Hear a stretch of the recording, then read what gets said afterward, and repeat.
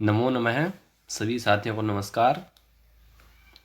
फोगाट गुरुजी channel पर आपका हार्दिक स्वागत है। मैं इमरान कौशिक आपका हार्दिक अभिनंदन करता हूं। ये हमारा जो मॉक टेस्ट सीरीज है उसका 23वां भाग है। तो एक बार जो भी आपके स्टडी रिलेटेड ग्रुप्स हैं उनमें ज़रूर शेयर कर दें इसको, जिससे कि ज़्यादा से ज़्यादा साथी इससे जुड़ सके और पार्टिसिपेट कर सके इसके अंदर और अपनी तैयारी कंटिन्यू कर सके। तो मैं आपको पिछले टेस्ट की तरह आपको सिर्फ 5 सेकंड का समय दूंगा। मतलब प्रश्न आपके सामने स्क्रीन पर होता ही है, तो आप एक कुछ सजेशन में दूंगा कि आप प्रश्न नंबर डालकर फिर उसका आंसर करें, क्योंकि कई बार आपका आंसर आता है बी सी, तो पता नहीं होता किस प्रश्न का आंसर आप दे रहे हैं। तो इसलिए प्रश्न नंबर लिखकर, प्रश्न क्रमांक लिखकर उसका उत्तर लिखें। तो पहला प्रश्न हमारा है, दास राज्य युद्धे प्रसिद्धो नृप है, कि दास राज्य युद्ध था उसमें प्रसिद्ध जो राजा कौन थे? सुदास है, दिवोदास है, नहुस है या नमुचि। तो यहाँ पर हमारा कौन सा ऑप्शन सही होगा? सुदास है, दिवोदास है, नहुस है या नमुचि। तो यहाँ पर हमारा ए ऑप्शन जो है वो सही हो जाएगा, सुदास है। अगला प्रश्न है, नदी सुक्ते नदी भी सह संवाद है कृत है। नदी सुक्त जो है उसमें नदी के साथ संवाद है, किसका संवाद है वहां पर? विश्वामित्रेण, वशिष्ठेन, पुरूरवा वसा या भरद्वाजेन। तो वहां पर किसका संवाद है नदी के साथ? ये तो बहुत ही प्रसिद्ध फेमस हैं हमारे जो संवाद सूक्त हैं, क्योंकि वो कुछ ही हैं तो उनके बारे में हमें पता होना चाहिए कि वो कहाँ क्या वर्णन है उनके अंदर। तो अगर हम नदी सूक्त की बात करें तो नदी का किसके साथ संवाद है वहाँ पर? नदी सूक्त के अंदर नदी भी विश्वामित्रेण सह संवाद है। तो यहाँ पर हमारा ए ऑप्शन जो है वो सही होगा, विश्वामित्रेण। तो यहाँ पर क्या है इसके अंदर कि विपाशा और सतुद्री नदी है उसका मानवीकरण किया गया है यहाँ पर। इसके अलावा हमारे जो संवाद सूक्त, जैसे यम यमी संवाद सूक्त है, वहाँ पर बहन यमी अपने भाई को समागम हेतु कहती है। पूर्वा उर्वशी संवाद सूक्त है, जहाँ पर उर्वशी अप्सरा तथा पूर्वा लौकिक राजा है। और उसके अलावा शर्मा पाणी संवाद सूक्त है, जहाँ पर शर्मा जो कि आर्यों की दूध पणी जो आर्यों के गायों के अपहरता है उनका वर्णन है। तो इस तरह से मुख्यतः लगभग अगर देखे जाए तो 20 संवाद सूक्त हैं, लेकिन मुख्य यही है जो मैंने आपको बताए हैं। तो यहाँ पर नदी सूक्ते नदी भी सह संवादकृत है विश्वामित्रेण। तो हमारा ए ऑप्शन जो है वो सही हो जाएगा, विश्वामित्रेण। अगला है, ऋग्वेदे भूयांसी सुक्तानि संबंधानि संति। ऋग्वेद में जो ज्यादातर सूक्त जो किससे संबंधित हैं? इंद्रेण, अग्निना, मरुद्भि या वरुणेन। तो हमें पता है कि जो ज्यादातर अधिकतर जो सूक्त है वो किससे संबंधित हैं? सबसे ज़्यादा किस देवता का वर्णन किया गया है ऋग्वेद के अंदर?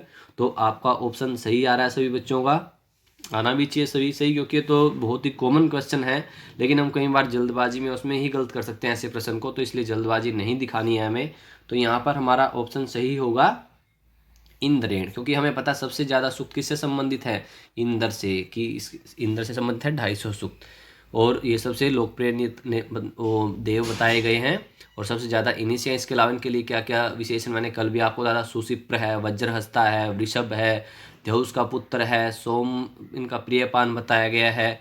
उसके अलावा मेघों का हंता कहा गया है, वृत्रासुर का हंता, मघवा, देवेंद्र, इस तरह इनके विशेषण प्रयोग किए गए हैं। तो यहाँ पर सबसे ज़्यादा क्या किससे संबंधित है? इंद्र से। तो पहला ऑप्शन हमारा सही हो जाएगा। तेन त्यक्तिना बुंजिता इत्युक्ति वर्तते। ये कहाँ पर है उक्ति?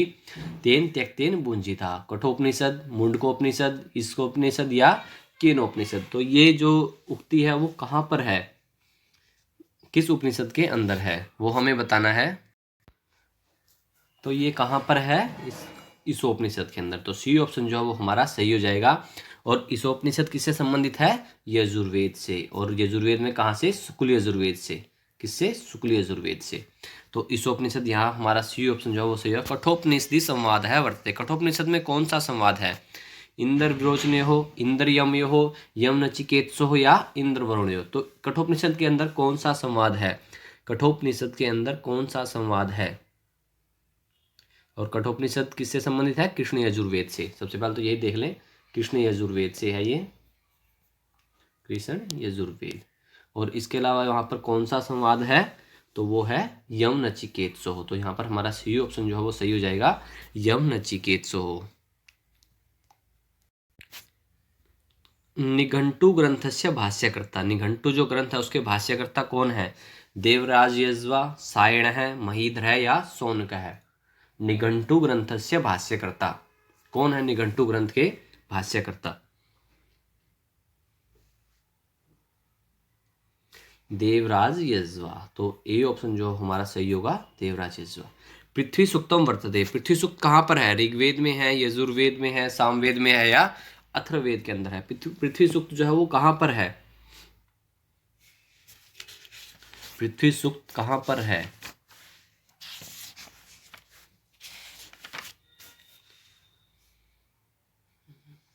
पृथ्वी सूक्त जो है वो अथर्ववेद के अंदर है। तो डी ऑप्शन हमारा सही है। कहाँ पर है पृथ्वी सूक्त? अथर्ववेद के अंदर।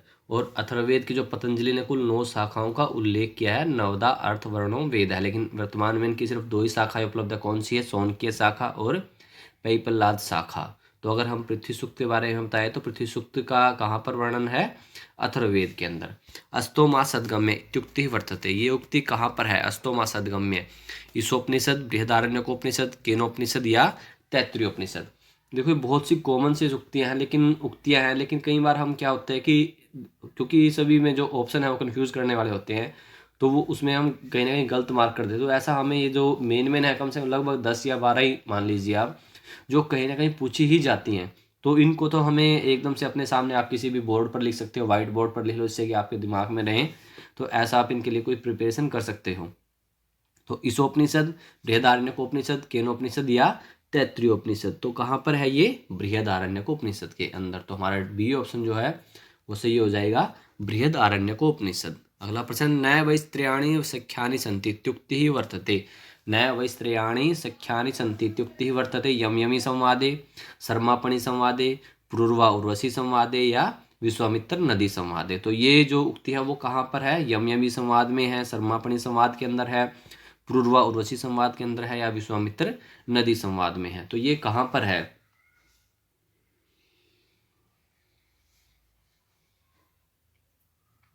नैव स्थिराणि संख्यानि सन्ति, ये है पूर्वा उर्वशी संवाद। तो सी ऑप्शन जो हमारा सही होगा, पूर्वा उर्वशी संवाद।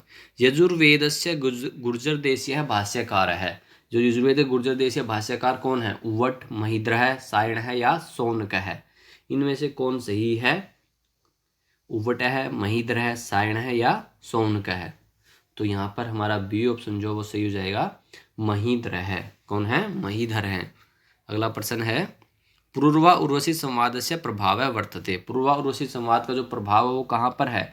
मृच्छकटिके, वेणी संहारे, विक्रमोर्वशीय या मालती माधवे। जो पूर्वा उर्वशी संवाद है उसका प्रभाव किसके अंदर है? इनमें से मृच्छकटिकम में है, वेणी संहार में है या विक्रमोर्वशीय में या मालती माधव के अंदर है?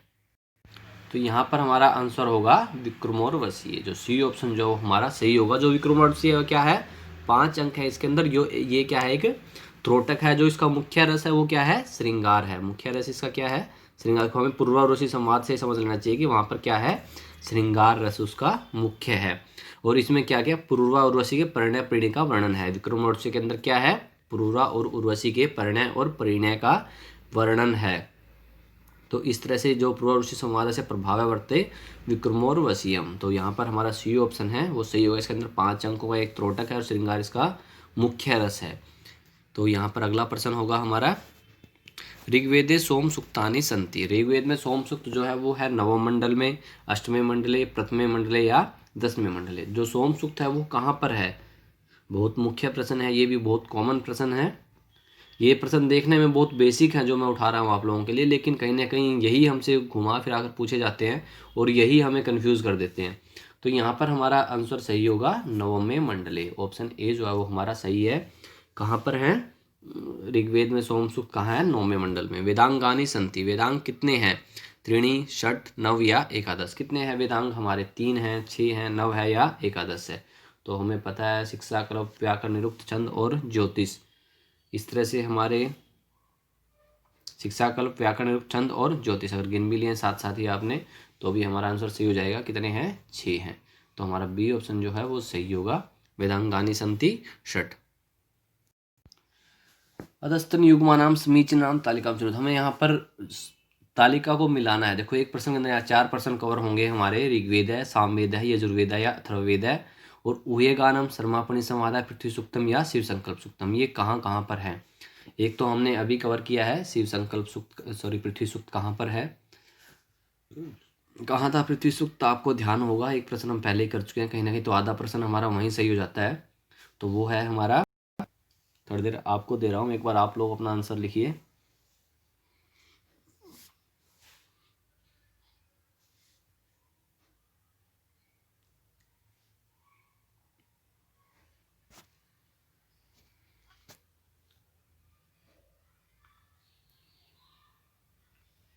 तो यहाँ पर अगर हम सबसे पहले देखें तो ऋग्वेद में क्या है, सर्मापणी संवाद कहाँ पर है, ऋग्वेद के अंदर है। और जो सामवेद में क्या है, ऊहयगान है, ऊहयगान कहाँ है, सामवेद के अंदर। और जो पृथ्वी सूक्त है जो हमने पहले भी पढ़ लिया है वो कहाँ पर है, अथर्ववेद के अंदर है। और शिव संकल्प सूक्त कहाँ पर है, ये यजुर्वेद के अंदर है। तो इसलिए हमारा जो सर्मापणी संवाद है वो ऋग्वेद में है, ऊहयगान सामवेद के अंदर है, पृथ्वी सूक्त अथर्ववेद में है और शिव संकल्प सूक्त यजुर्वेद में है। तो इस तरह से हमारा ए ऑप्शन जो है वो सही हो जाएगा। इस तरह से हम पूरा मिलान करें तो ए ऑप्शन हमारा सही है, ए।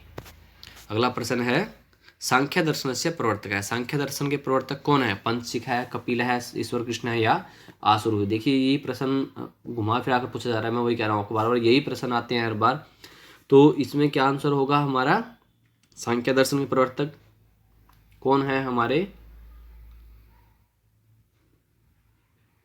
सांख्य दर्शन के प्रवर्तक हैं कपिल है। तो हमारा बी ऑप्शन जो है वो सही होगा। कहीं सांख्यकारी का पूछ लिया तो किसकी रचना है, ईश्वर कृष्ण की।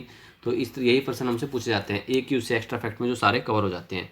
सांख्यकारी का पूछे तो क्या है, अगला प्रश्न है, सांख्य नए विकाराणाम संख्या। कितने विकार हैं, एकादश, द्वादश, त्रयोदश या षोडश।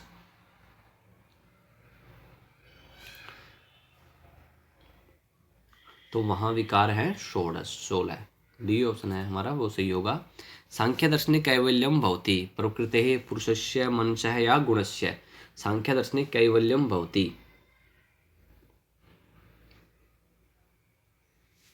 पुरुषस्य। तो बी ऑप्शन जो हमारा सही होगा, सांख्य दर्शने कैवल्यम भवति पुरुषस्य। अगला प्रश्न, ईश्वर कृष्णानुसारम अपवर्गो भवति, ध्यानेन, ज्ञानेन, अभ्यासेन या वैराग्येण। ईश्वर कृष्ण जी के अनुसार अपवर्ग होता है ध्यान से, ज्ञान से, अभ्यास से या वैराग्य से।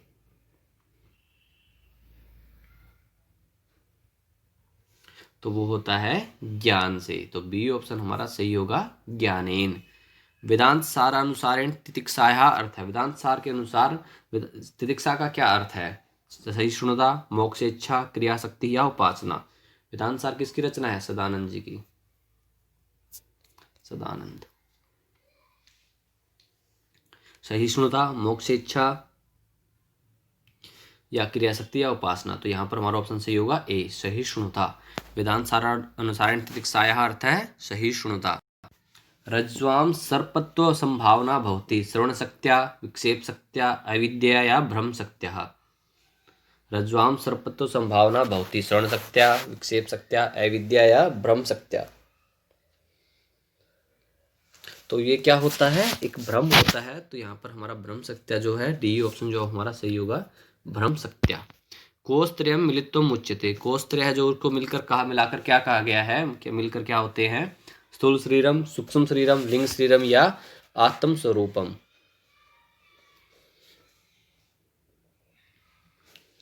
तो यहाँ पर हमारा ऑप्शन सही होगा सूक्ष्म शरीरम। तो बी ऑप्शन है वो हमारा सही है, कोषत्रयम मिलित्वम उच्यते सूक्ष्म शरीरम। अर्थवादस्य स्वरूपम प्रशंसनम। अर्थवाद का स्वरूप क्या है, प्रशंसनम, अवधारणम, मननम या अनुचिंतनम। तो यहाँ पर हमारा प्रश्न क्या होगा, अर्थवादस्य स्वरूपम किम, प्रशंसनम। तो ए ऑप्शन जो हमारा सही है, प्रशंसनम। तर्क भाषाया प्रणेता वर्तते। तर्क भाषा के प्रणेता कौन है, विद्यानिवास मिश्र है, केशव मिश्र है, रमा निवास मिश्र है या सदानंद है।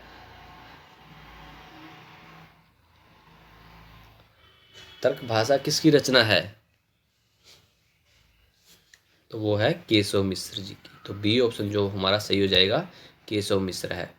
अन्नम भट्ट मतानुसारेण अभाव है। अन्नम भट्ट मतानुसारेण अभाव है। अन्नम भट्ट मत के अनुसार अभाव कितने हैं, 4 हैं, चतुर्विध है, द्विविध है, एकविध है या सप्तविध है।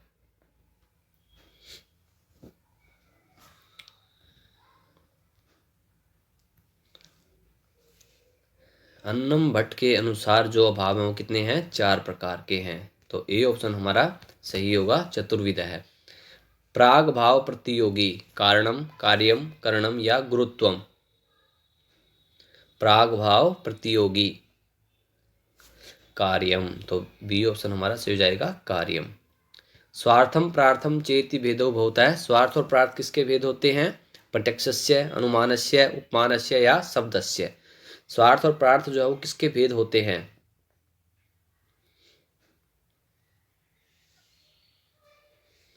स्वार्थम प्रार्थम चेति भेदो भवति अनुमानस्य। तो यहाँ पर हमारा बी ऑप्शन जो वो सही जाएगा, अनुमानस्य। अगला प्रश्न है हेत्वाभासः भवन्ति। हेत्वाभास होते हैं त्रयः, पंच, सप्त या नव। हेत्वाभासः भवन्ति पंच। तो बी ऑप्शन हमारा सही होगा। हेत्वाभास कितने होते हैं? 5 होते हैं। सर्वनाम स्थान संज्ञायां प्रत्ययः समाविष्टा भवन्ति। नव, पंच, षट या त्रयः। सर्वनाम स्थान संज्ञा में प्रत्यय समाविष्ट होते हैं 9, 5, 6 या 3।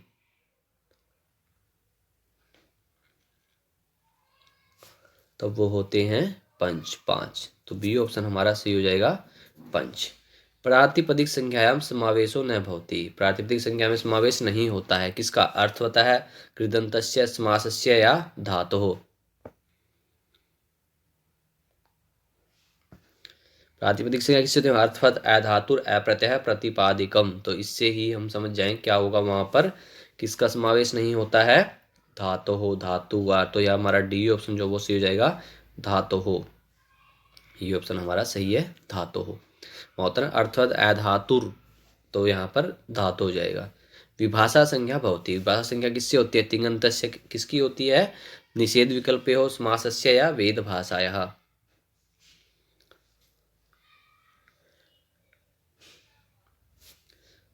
वो होगी निषेध विकल्पे हो। तो बी ऑप्शन जो हमारा सही है, निषेध विकल्पे हो।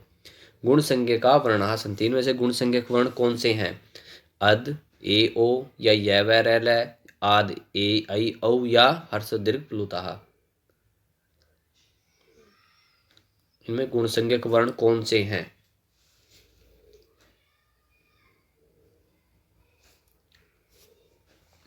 तो वो होंगे अद, ए, ऐ, औ। ये हमारे जो है गुण संज्ञक वर्ण है। नदी संज्ञा उपयुक्ता भवति। नदी संज्ञा उपयुक्ता भवति दीर्घ इकारांतस्य गंगेति शब्दस्य हर्ष विकारांतस्य ओकारांतस्य। देखो यहाँ पर संधि हो रखी है, गुण संधि, तो उसको देख ले एक बार। दीर्घ इकारांतस्य गंगेति शब्दस्य हर्ष विकारांतस्य या ओकारांतस्य। तो यहाँ हमारा आंसर सही होगा दीर्घ इकारांतस्य। ये हमारा ऑप्शन जो है ए वो सही हो जाएगा। उपधा संज्ञकस्य वर्णस्य स्वरूपम भवति। उपधा संज्ञ जो वर्ण है उसका स्वरूप होता है अंत्य वर्णस्य, आदि वर्णस्य, उपांत्य वर्णस्य या हर्षो वर्णस्य।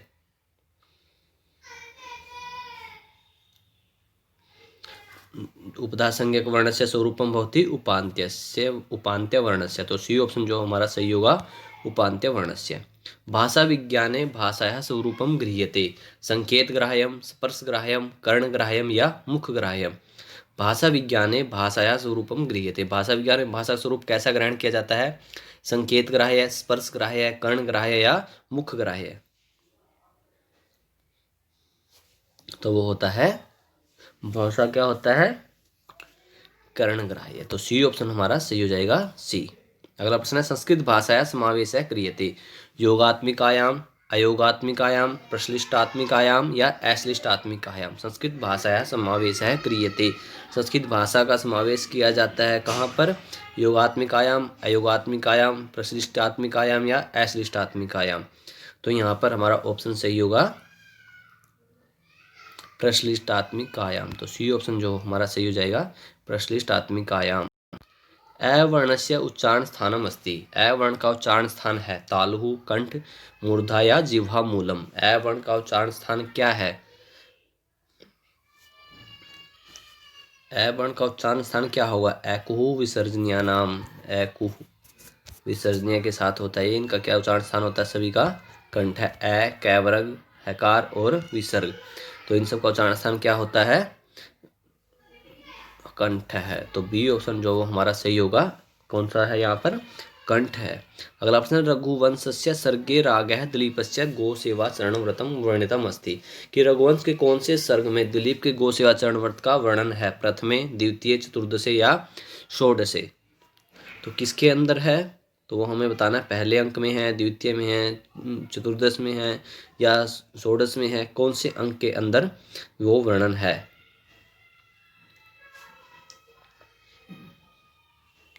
तो वो है द्वितीय वर्ण्य।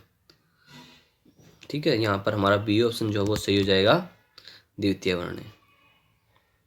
मेघदूतम वर्तते एकम, मेघदूत क्या है, महाकाव्य है, खंड काव्य है, चंपू काव्य है या गद्य काव्य है। तो मेघदूत क्या है, महाकाव्य, खंड काव्य, चंपू काव्य या गद्य काव्य।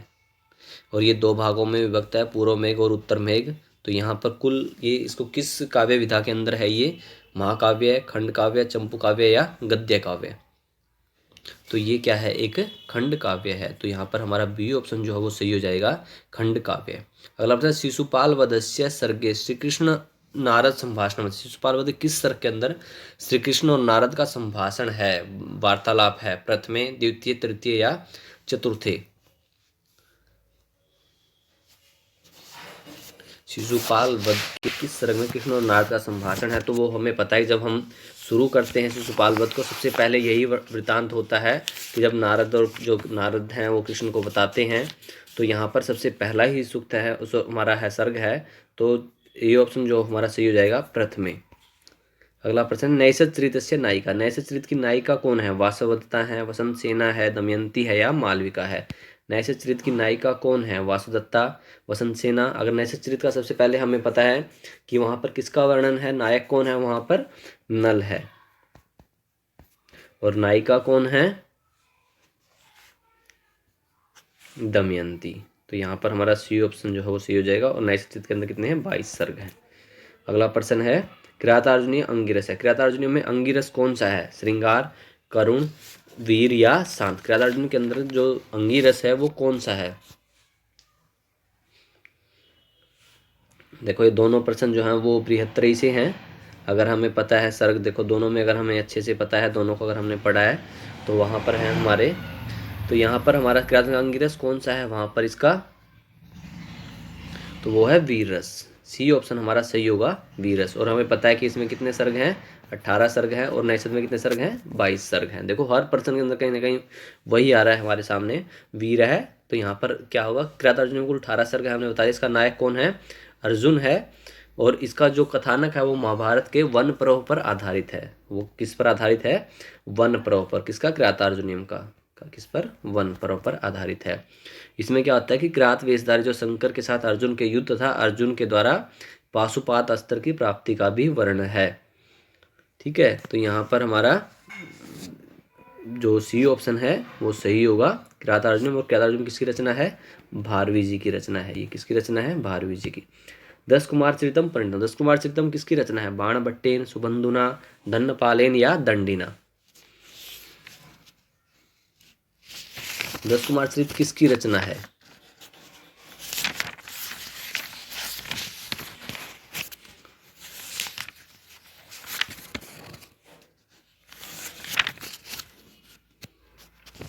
दस कुमार चरितम जो है वो दंडी जी की रचना है। तो यहाँ पर हमारा जो डी ऑप्शन है वो सही हो जाएगा, किसकी रचना है, दंडी जी की रचना है। तो यहाँ डी हमारा सही है। और इसके 3 भाग हैं, कौन कौन से, पूर्व पीठिका, 10 कुमार चरितम और उत्तर पीठिका। 3 भागों में, कई बार हमसे पूछा जाता है कि 10 कुमार चरितम में कितने भाग हैं, तो कितने हैं, 3, पूर्व पीठिका, 10 कुमार चरितम और उत्तर पीठिका। ठीक है, तो जो पूर्व पीठिका है उसके अंदर 2 राजकुमार, 1 राजकुमार का आधा वर्णन है। इसके अंदर 5 उच्छ्वास हैं। और जो 10 कुमार चरितम है उसमें 8 उच्छ्वास है, और उसमें 7 राजकुमार और 1 राजकुमार का आधा वर्णन है। और उत्तर पीठिका में राजकुमार के वर्णन का उपसंहार दिया गया है। तो इस तरह से, और इसी के ऊपर क्या कहा है, दंडी है पद लालित्यम, ये जो जगत प्रसिद्ध है। और इसकी जो रीति है वो क्या है, वैदर्भी है। तो यहाँ पर हमारा डी ऑप्शन जो है वो सही हो जाएगा। मृच्छकटिकस्य संस्थान का है, स्थावर का है, बीटा है, चेटा है या सकार है।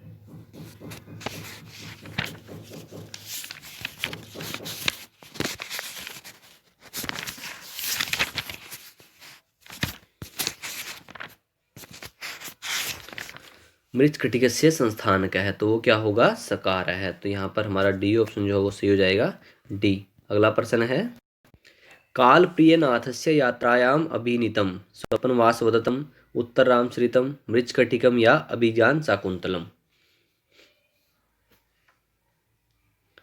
स्वप्नवासवदतम उत्तररामचरितम मृच्छकटिकम या अभिज्ञान शाकुंतलम।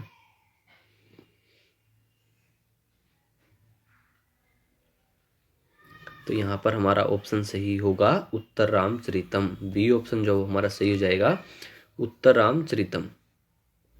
साक्षात संकेतितार्थम अभिधते स लक्षकः व्यंजकः वाचकः या योजकः।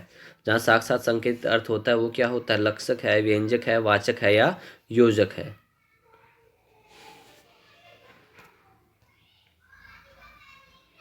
तो वो होता है वाचक है। तो सी ऑप्शन जो हमारा सही हो जाएगा वाचक है। अगला प्रश्न है, वीरता स्व अभिधासु यया अर्थो व्योद्यते यया अर्थो बोध्यते प्रहसा अभिधा लक्षणा व्यंजना या योजना। वीरता स्व अभिधाद्यासु यया अर्थो बोध्यते अपरः सा अभिधा लक्षणा व्यंजना या योजना। तो उसका वो क्या होगा यहाँ पर, व्यंजना। सी ऑप्शन जो हमारा सी हो जाएगा व्यंजना। रूपक भेदा भवन्ति, रूपक के कितने भेद होते हैं, त्रय, सप्त, 10 या द्वादश। तो ये तो बहुत आसान प्रश्न है। रूपक भेदा भवन्ति, त्रय, सप्त, 10 या द्वादश। तो रूपक के भेद होते हैं 10। ठीक है, रूपक के भेद होते हैं 10। अगला प्रश्न है, महाकाव्यस्य लक्षणम। महाकाव्य का लक्षण क्या है, धर्मबद्धता, क्रमबद्धता या स्वरबद्धता या सर्गबद्धता। महाकाव्य क्या होता है, धर्म से बंधा हुआ, क्रम से बंधा हुआ, स्वर्ग से बंधा हुआ या सर्ग से बंधा हुआ। तो वो क्या होता है, सर्ग। तो यहाँ पर हमारा डी ऑप्शन जो वो सही हो जाएगा, सर्गबद्धता। रौद्र रस से स्थायी भाव है। रौद्र रस का स्थायी भाव क्या है, शोक है, क्रोध है, उत्साह है या रति। रौद्र रस का स्थायी भाव क्या है, रौद्र रस का स्थायी भाव क्या है। रौद्र रस का स्थायी भाव जो है वो है क्रोध है। ठीक है, जैसे इससे सबसे होता है हमारा रौद्र से शोक, उत्साह और क्या है, रति। ये चीज़ तो होने से, ये तो होने से रहा। तो रौद्र से हमारा क्रोध है। इस तरह से हमें सभी के स्थायी भाव पता होने चाहिए, सभी रसों के। जिससे अगला भी प्रश्न हमारा यही है, करुणास्य स्थायी भाव। तो हमें सभी रसों के स्थायी भाव पता होने चाहिए। श्रृंगार, हास्य, करुण, रौद्र, वीर, भयानक, विभत्स, अद्भुत, जो भी हमारे रस हैं उन सब का स्थायी भाव हमें पता होना चाहिए। तो अगला प्रश्न है, करुण रस से स्थायी भाव। करुण रस का स्थायी भाव क्या है, रीति, हास्य है, शोक है या विस्मय है। और एक मैं आपको बार बार कह रहा हूँ कि जो बच्चे सोशल मीडिया प्लेटफॉर्म से हमसे नहीं जुड़े हैं तो वहाँ पर हमें ज्वाइन कर लें। इंस्टाग्राम का लिंक आपको डिस्क्रिप्शन में मिल जाएगा और साथ में टेलीग्राम का लिंक भी आपको मिल जाएगा, जिससे आपको टाइमली इन जो भी हम सीरीज़ कर रहे हैं उसकी PDF मिल जाएगी वहाँ पर, और आपको टाइमली अपडेट मिलती रहेगी। तो सभी बच्चे उसको ज्वाइन कर लें और वहाँ पर आपको डिस्क्रिप्शन में हम लिंक प्रोवाइड करवा देंगे। और अगर किसी बच्चे को कोई भी, कई बार क्वेश्चन आते हैं कि ऐसे कल था कि भाई किसी को मेल करना है कोई पेपर वगैरह कुछ भी मटेरियल, तो उसको मेल ID हमने मेंशन कर रखी है, आप वहाँ उसको मेल कर सकते हैं। इसके अलावा अगर आपको ज़्यादा किसी को प्रॉब्लम है तो हम उसको स्पेशली अलग से व्हाट्सएप नंबर प्रोवाइड करवा सकते हैं। तो वो अपनी जो भी प्रॉब्लम है वो मेंशन कर सकता है, ईमेल करने में कोई परेशानी है तो। ठीक है, तो यहाँ पर हमारा करुण रस का स्थायी भाव क्या होगा, तो वो है शोक है। तो हमारा सी ऑप्शन जो है वो सही होगा, शोक है। तो और इसके अलावा सभी बच्चे जो भी इसको वीडियो को देख रहे हैं, आपको अपने जो भी स्टडी रिलेटेड ग्रुप है उसको साथ साथ शेयर जरूर करते रहें। मैं बीच बीच में भी आपको मैसेज करता रहता हूँ, साथ साथ बोलना तो पॉसिबल नहीं होता हर बार कि आप इसको शेयर करते, क्योंकि जितने बच्चे ज़्यादा जुड़ते हैं, जैसे पिछले 2-3 सेशन हुए हैं तो एकदम से अच्छा लग रहा है और इसलिए डेली कंटिन्यू करने का मन भी करता है कि हाँ बच्चे देख रहे हैं। लेकिन कई बार क्या होता है, जब बीच में सेशन होता है कभी बच्चे ना जुड़े अच्छे, तो अपने आप भी मन पीछे हट जाता है। कई बार ये कंटिन्यू जो सीरीज टूटी है हमारी, तो वही सबसे बड़ा कारण है कि आप लोगों का फीडबैक हमारे लिए एक बहुत बड़ी पॉजिटिविटी, एक एनर्जी भरने वाला होता है। तो इसलिए अपना फीडबैक ज़रूर करते रहें, ज़्यादा से ज़्यादा शेयर करते रहें, चैनल को सब्सक्राइब कर लें, वीडियो को लाइक करें। और मैं बार बार वो भी कहता हूँ कि अगर आपको अच्छा नहीं लगता है कोई मटेरियल तो आप स्वतंत्र हैं, आप उसको डिसलाइक करके या कमेंट सेक्शन के अंदर कोई खामियां हैं तो उसको बता सकते हैं। या अगर आपको पर्सनली कुछ बताना है तो आप मुझे टेलीग्राम मैसेज कर सकते हैं या इंस्टा मैसेज कर सकते हैं आप मुझे। तो वहाँ पर भी आपका जितना जल्दी हो सकेगा हम आपको रिप्लाई देने का कोशिश करेंगे। कई बार थोड़ा बहुत डिले हो जाता है किसी भी कारणवश, लेकिन फिर भी यही रहता है कि हम कहीं ना कहीं रिस्पॉन्स ज़रूर करें हर पर्सन को। तो सभी बच्चों धन्यवाद, थैंक यू, शुभ रात्रि। और सभी अपनी तैयारी करते रहें, घर पर रहें, स्वस्थ रहें, सुरक्षित रहें। धन्यवाद।